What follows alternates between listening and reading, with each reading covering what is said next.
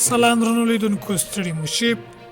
طالبانو په یوه اونۍ کې له ایران څخه د نږدې 9000 افغان مهاجرینو د ستنېدو خبر ورکړی. د طالبانو د حکومت د مهاجرینو او ستنېدونکو چارو وزارت وایي چې د شنبې د ورځې څخه تر نن د پنجشنبې تر ورځې فبروري 9 شلمه له ایران څخه شاوخوا 9000 افغان مهاجرین په داوطلبه او یا هم په جبري ډول افغانستان ته ستانه شوي دي.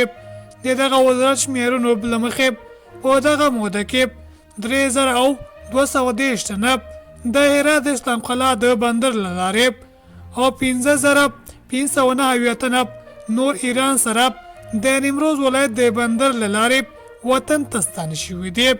دغه وزارت ویلي چې د دغه راستنه شوو زیات شمیر یې 8191 تنه کېږي. ایران ته د خپلو کورنیو پرته په قاچاقي ډول تللي وو. د لطیف په نوم یو ځوان چې ایران ته د کار لپاره تللی وو امریکا غږ ته وویل چې د دغه هېواد د خاورې ته د ننوتلو سره سم ایراني پولیسونو د ښاغلي لطیف د ادعا له مخې ایراني پولیسو 22 نور مهاجرین یې په زندان کې واچول او ویې وهل.